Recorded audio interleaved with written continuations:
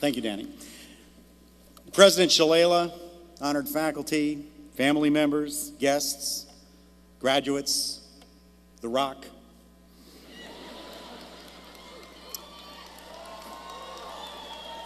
Okay, now I know how I can get applause anytime I want it. And people who are only here because they want to get good seats for the John Mayer concert next month. It's a great honor for me to speak to you today. I was very excited when I got the call from President Donna Shalala, who I believe is the greatest college president in the United States.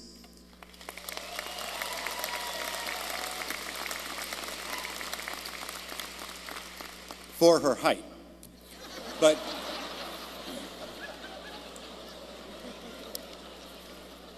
seriously, I love Donna Shalala, and like everyone else, I do what she tells me to do. But I will admit that when she called, I was hoping she was going to ask me to coach the football team. I think I would have been a good coach. My strategy would be to get all the great Hurricane players of the past who've gone on to star in the NFL and bring them back here and really use their expertise. I don't mean to use them as mentors.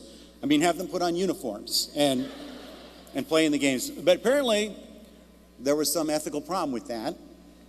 And so President Shalala picked Randy instead, and congratulations to Randy. How about The Rock? Yeah, no, don't. And so Donna asked me, instead of being the coach, to give the commencement speech. And I'm honestly thrilled to do it. For me, there is nothing more exciting than putting on a rental cap and gown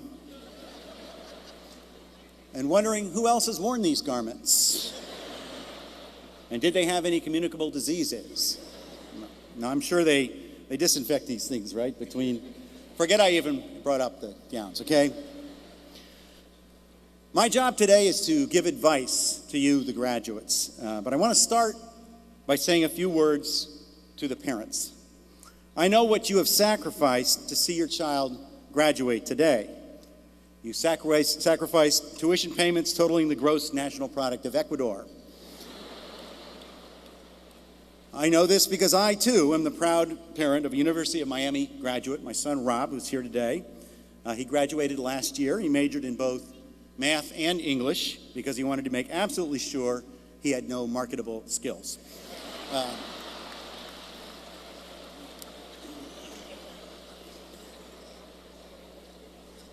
No, I'm kidding. Actually, Rob is doing quite well, and he really is. And much of the credit for that belongs to the University of Miami, which has produced so many successful alumni, including my sports writer wife, Michelle Kaufman. I have the deepest respect for this university. Many of you parents are from out of town, and I'm sure that when your child first looked at the University of Miami, some of you were nervous about sending your child to school in South Florida, as opposed to somewhere in the United States. But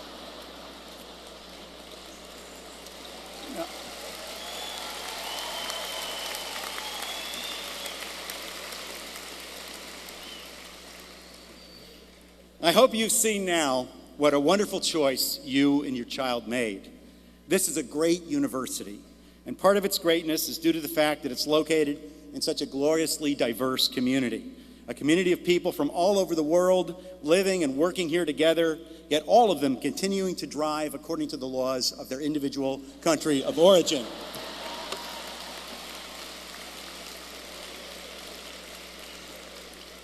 This is the only place I've ever lived where people will pass you in a car wash.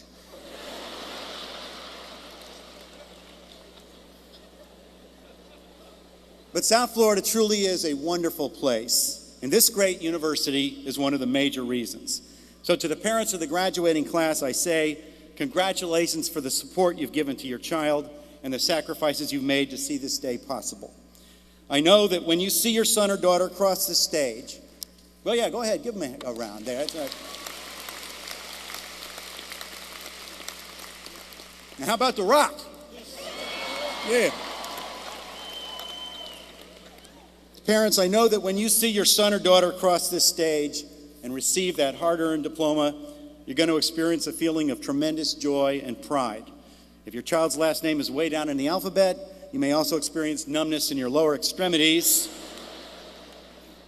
caused by sitting here for 3 hours, but that's another one of the sacrifices you're making, and we thank you for it. Now I want to speak to the graduates.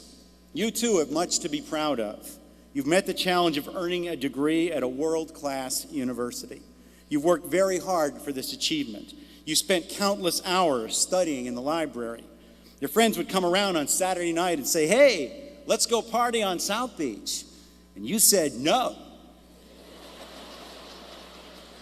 You said, "I'm going to stay here in the library and study for countless hours because of the sacrifices my parents made to send me here." Didn't you say that, graduates?